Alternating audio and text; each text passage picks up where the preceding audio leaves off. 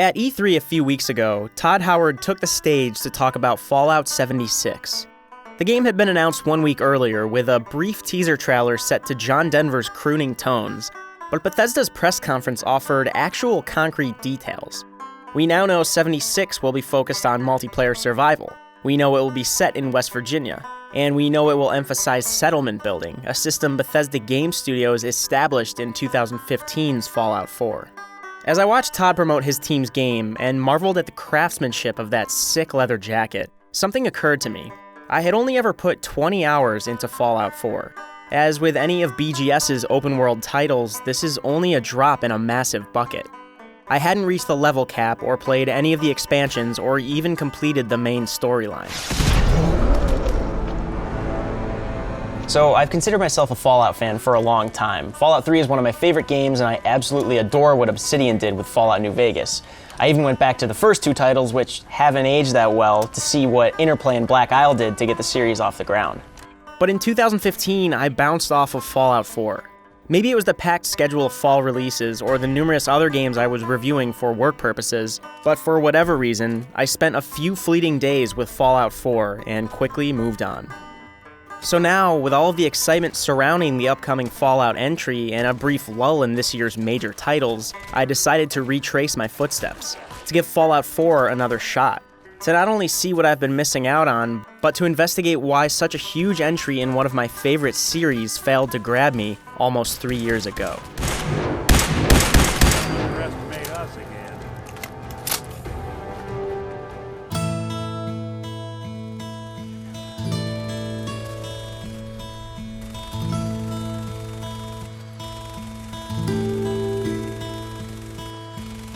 Only 1 hour into my new playthrough, I remembered just how much Fallout 4 overwhelmed me in the first place. After emerging from Vault 111, returning to my home in Sanctuary Hills, and fighting through Concord with the Minutemen, I rediscovered the game's crafting system.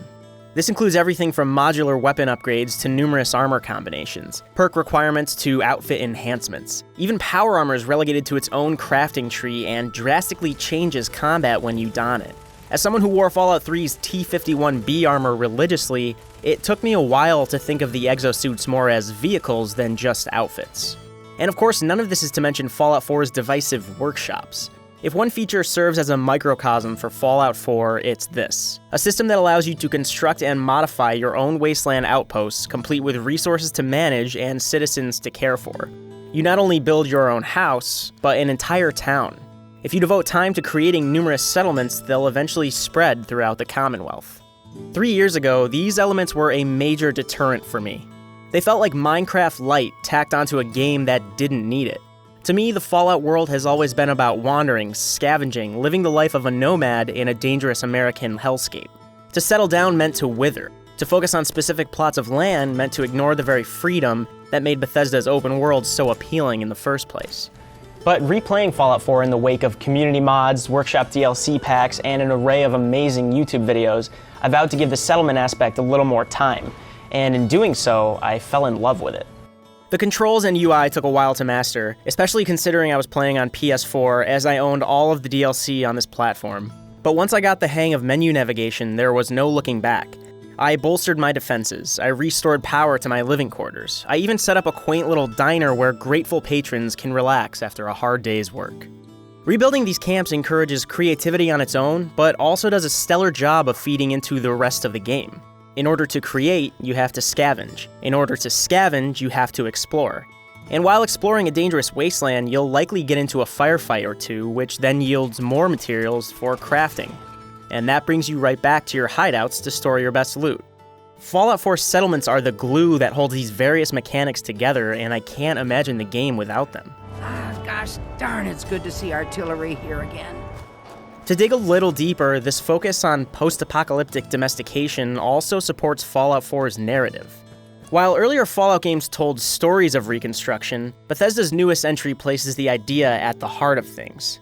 In fact, most of the game's role-playing, which I'll get to shortly, centers around one major question: what do you want the wasteland to be? For instance, you can rebuild the Minutemen, the wasteland's protective militia. You liberate farms and defend drive-in theaters. You increase the group's influence over the Commonwealth until you retake the old fortress itself, reinforcing the castle with artillery, storefronts, and crops. Alternatively, you could aid the Railroad, a covert organization that smuggles synths to freedom, away from the totalitarian aims of the corporate institute. As with the Minutemen, you establish settlements in order to expand the Railroad network. By constructing outposts, you actively grow the group's reach. As you might imagine, I was borderline shocked to learn that the workshops were almost cut during development several times. According to NoClip's History of Bethesda video, the team saw it as ancillary to the overall experience, an ambitious endeavor that could have easily been abandoned. I'm glad it wasn't. It fosters my attachment to the Commonwealth wasteland, serving a narrative purpose, but also giving me opportunities to put my own mark on the surroundings. Fallout 4's DLC doubled down on the workshops. Not only are there upgrades to your furniture, structures, and defenses, but also a whole story-based expansion in Nuka World, which allows you to help raider gangs in their bid for dominance. The DLC lets you build a raider empire, complete with its own settlements and hideouts. It would have made more sense to include this in the base game, fleshing out another faction in Fallout 4's role-playing framework, but nevertheless illustrates Bethesda's confidence in their crafting system. Really, my altered perception of the workshop system reflects my newfound appreciation for Fallout 4 as a whole. Looking back on it 3 years later allows me to place it in a new context. With more details about Fallout 76, I can see Fallout 4 as part of a gradual evolution that spans multiple developers. Interplay and Black Isle may have began the series as role-playing games, but since the 2008 release of Fallout 3, they've become something different.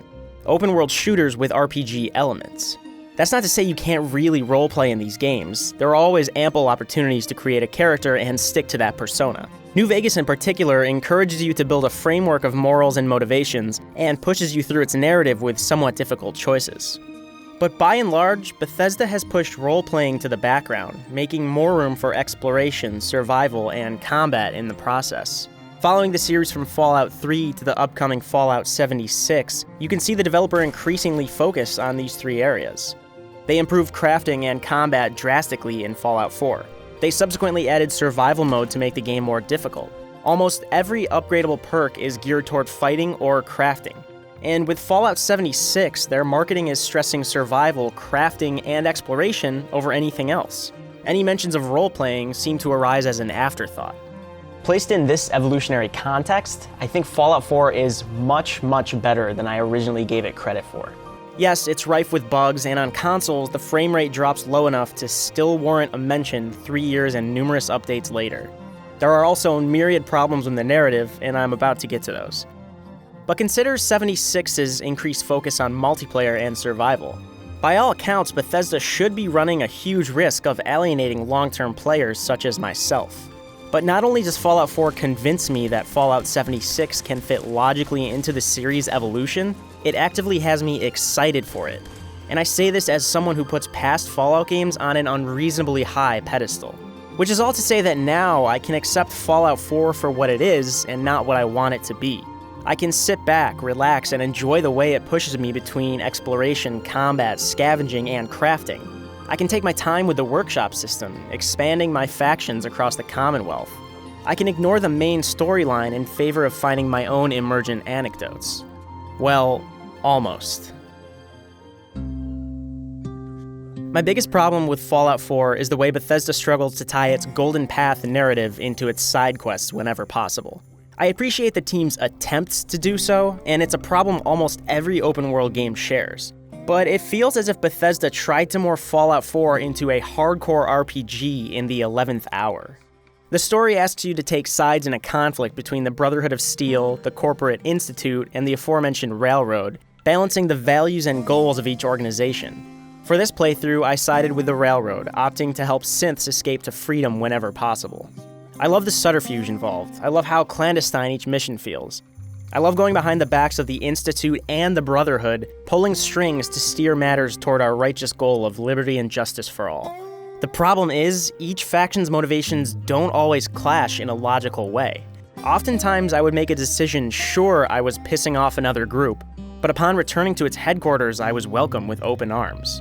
In other cases, I would stand on the precipice of a seemingly minor decision, only to have the game tell me I was about to alienate a faction entirely. It was in these moments that Fallout 4 tried to take too much control away from me, the player. Rather than showing me how my actions would affect the outcome, it opted to tell me instead.